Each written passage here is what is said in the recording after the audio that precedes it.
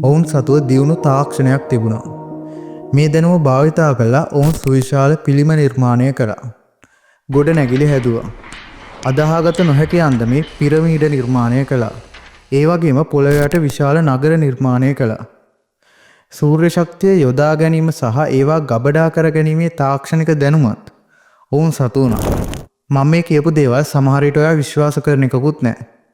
හැබැයි මේ පිළිබඳව සාක්ෂි නවීන රේඩාර් තාක්ෂණය ඔස්සේ පැරණි ඊජිප්තුවෙන් සොයා ගැනීමට විද්‍යාඥයන් පිරිසක් මේ වෙනකොට සමත් වෙලා තියෙනවා. ඒ කියන්නේ මේ සොයා ගැනීමත් එක්ක සම්පූර්ණ ඊජිප්තු ඉතිහාසයම වෙනස් වෙයිද? එහෙනම් අද අපි කතා කරමු පුරාණ පිරමීඩ වලට යටින් භූගතව සැඟවී තියෙන නගර සොයා යන කෆ්රේ ප්‍රොජෙක්ට් එක ගැන.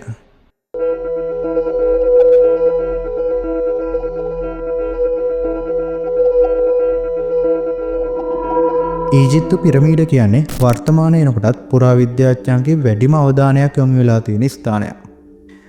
ඉතාලිය හා ස්කොට්ලන්තයේ විද්‍යාඥයන් පිරිසක් සින්තටික් ඇපචර් රේඩාර් තාක්ෂණය යොදාගෙන ගීසා පිරමීඩ වලට යට පොළොව අභ්‍යන්තරයේ ගවේෂණයක් ආරම්භ කළා. මේ අවස්ථාවේදී විද්‍යාඥයන් පිරිසට ගීසාවල තියෙන කෆ්රේ පිරමීඩයට පහළින් විශාල ව්‍යුහයක් හඳුනා ගැනීමට පුළුවන් වුණා.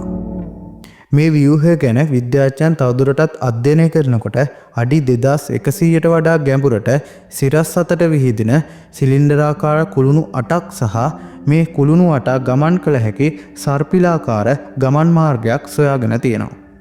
ඒ වගේම මේ විද්‍යාඥයන් විශ්වාස කරනවා ගීසාවල තියෙන පිරමීඩ 3 යටින්ම මේ ව්‍යුහය ව්‍යාප්ත වෙලා තියෙනවා කියලා. සරලවම කිව්වොත් පොළොව මතුපිට දක්නට ලැබෙන පිරමීඩවල විශාලත්වය වගේ 10 ගුණයකටත් වඩා වැඩි විශාලත්වයක් තියෙන ව්‍යුහයක් පොළොව අභ්‍යන්තරය තුල සැඟවී තියෙනවා.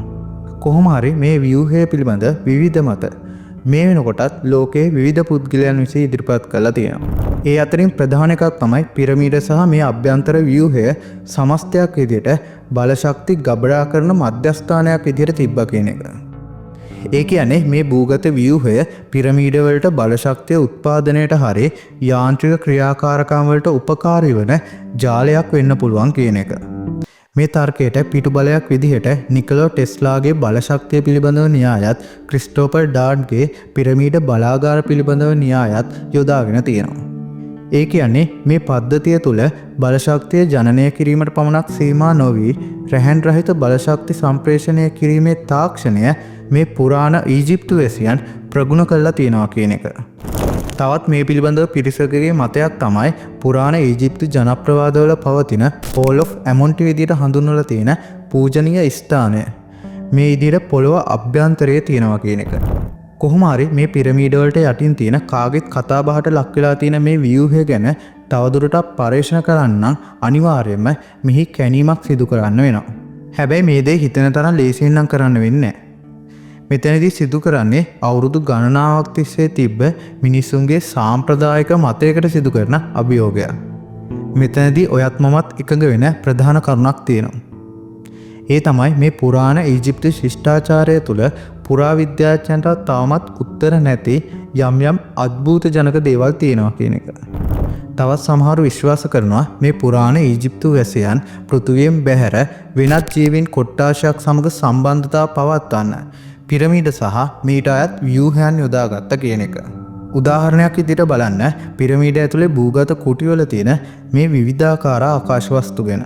මෙලෙස බිත්තිවල නිර්මාණය කරලා තියෙන යානා නවීන අභ්‍යවකාශ යානා හා චන්ද්‍රිකා වලට සමානයි. මෙතන සිත් ගන්නා සුළු දේ තමයි නවීන තාක්ෂණයෙන් වර්තමානයේ අධ්‍යයනය කරන මේ ආකාශ වස්තු වසර 5000කට පෙර සිටපු මිනිස්සු කොහොමද දැනගෙන සිටියේ කියන එක. මේ තියෙන්නේ පැරණි ඊජිප්තු පිරමීඩයකින් හමු වෙච්ච ස්පෙරිකල් ආටිෆැක්ට් එකක්. මේ ගෝලය තුල පෘථිවිය පිළිබඳව මෙන්ම අපේ සෞරග්‍රහ මණ්ඩලය පිළිබඳව විවිධ සලකුණු සහ හැඩතල දැක ගන්න පුළුවන්.